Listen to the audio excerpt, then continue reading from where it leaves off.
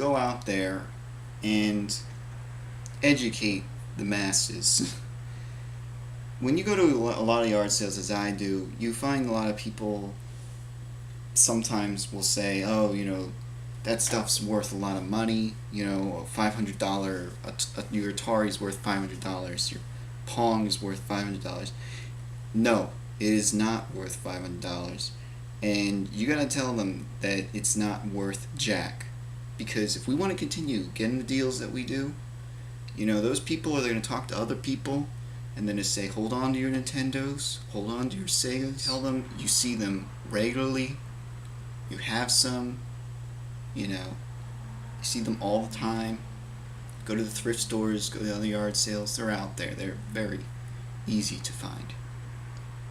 Alright, I'll shut up and I'll get to the stuff. So the first thing I actually want to say is something I won in an auction, but it was kind of strange. Well, when I noticed it, I browse eBay from time to time looking for, things that are in the wrong category, or the title's wrong, or the picture's bad, or whatever, and it kind of makes it difficult for people to discern, or the quality of the item, or even know what they're bidding on. But maybe you look at the link, you read the description, you look, and the second picture is actually the better one. So that's how I got Mighty Final Fight. It was labeled. It had the title was mixed. Letters were mixed up. With this auction, it said games for the first Nintendo, and in the picture I saw two games. One of them was Yoshi Island. The other one I was really excited about. And starting bid was around $5, so I said I'll place my bid, I'll come back to it later. And about a day and a half before the auction ended, I was contacted by the seller saying like, oh, I made a mistake and I didn't know if you knew that these are not for the first Nintendo, they're for the Super Nintendo. And I said, yeah, I know, please don't, void my bid, I really want these games. And something else in their letters made it sound like, if you win it, I'm just going to send it out to you. And I was like, oh, well, do you want to end the auction now? I ended up telling them how they could end the auction. So for $5, some people are going to kill me, but, and this is a game I kind of forgot about, but it was always something like, of course, I'd want it. And I got to note that this box that they sent it in, even though it's like a Christmas tree lights box, and I already opened it, and they packaged it with a half, like it's actually cut in half here, half of this is a portable electric heater manual. It actually did a decent job at protecting these games. Yoshi Island, it's got some label damage up there, and this is the really cool game, SWAT Cats. This is just pure like 90s awesomeness, like what spawned from Ninja Turtles, a bunch of other series about, I guess, anthropomorphic animals doing crazy acrobatic, really awesome guitar riff, theme music. So, and yeah, I was really psyched to get this one.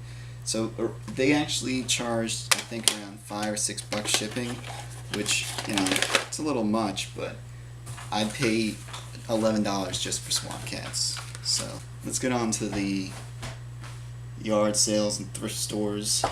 So the first sale I went to, actually, for the last 2 years, they've had some game stuff there, and this year it said that they were going to have GameCube and Wii and a Wii system.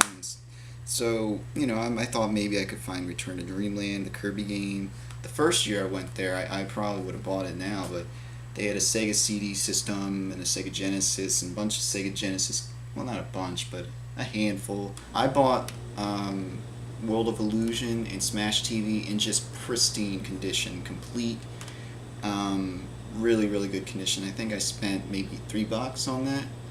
And last year, I got the Nintendo Club figures. I'll put a picture here. I got this thing for 50 cents.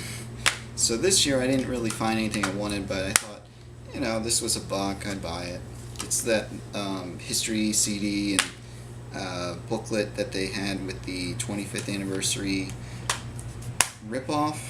That's you know, basically Super Mario All-Stars on the Super Nintendo, just re-released on the Wii. And the next sale I went to was actually in farm country areas, and I saw this guy poking out with a Super Nintendo that has caught yellow fever. No games, and yeah, apparently it was like some roommate who had left, and that was her kids, and so I offered them $5 and they took it. And I saw the clear green one, S controller, and I offered them $1 and they said, how about $2? And I said, okay. Now, I didn't really find any other stuff at yard sales in my town except this one last thing for 50 cents. The Tamagotchi connection.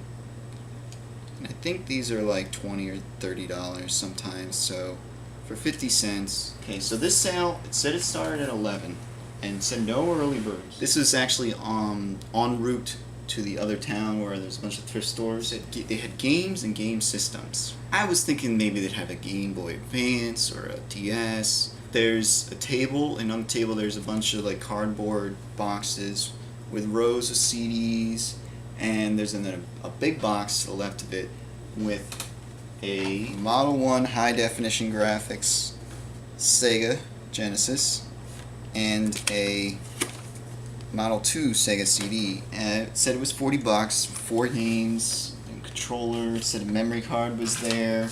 They had a bunch of PlayStation 1 games, like I said. They also had Saturn, Sega CD. The 4 games I picked out with the system: Shining Force, no manuals with this one, but it's in pretty nice shape. Saint Sword, this one has its manual. Never seen that one out in a while. Never seen it anywhere.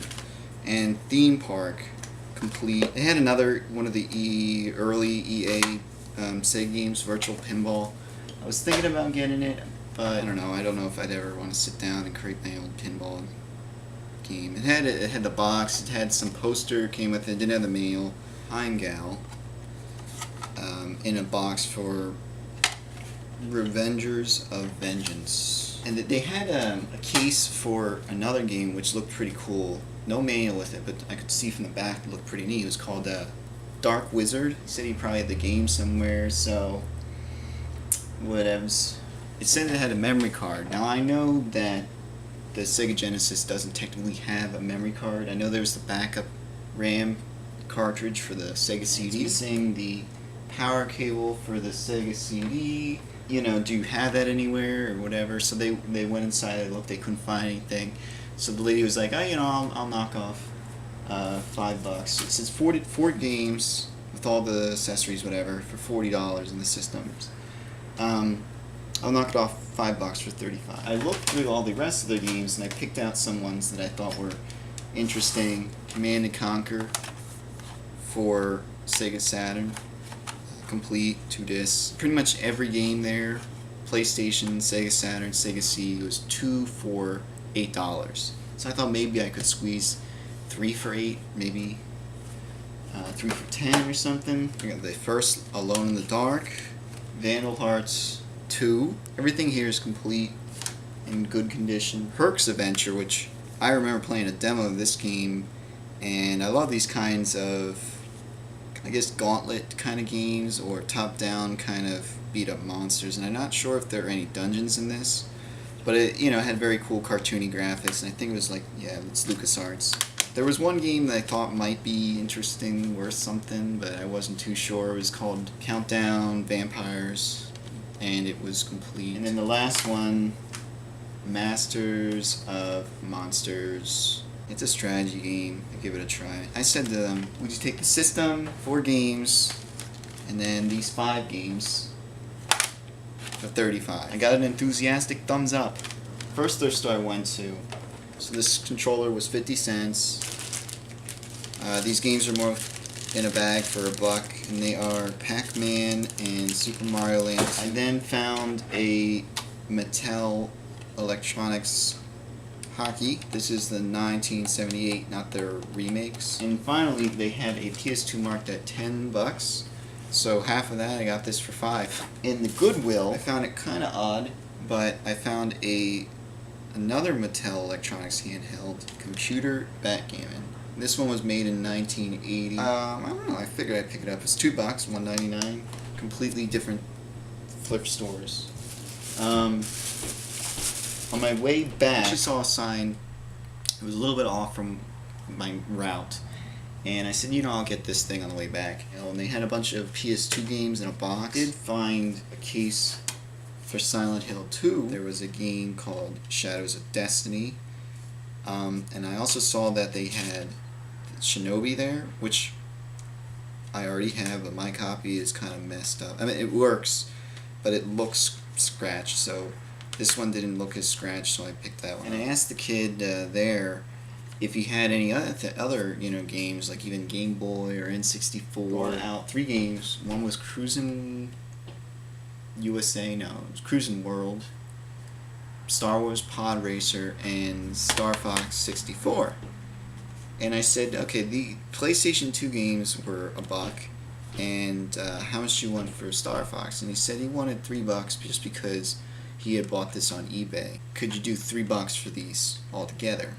And he was like, okay. I went back to my town, and I saw another sign that set up probably after I had left. They had an Xbox game out, and I said, oh, do you maybe even have something older, like N64 or Super Nintendo? And the guy had a kind of look on his face like he kind of did, but maybe didn't want to sell it. But he pulled me around, and in his garage, he had a Super Nintendo in a bag, and Super Mario World. I'll give you it for $3. And I was like, okay, yeah, that sounds like a good deal. And it was like for the system and the game, and he's like, oh no, I just want to sell the game for Super Mario World. So he said he was trying to collect for it, and I said, and you can keep it.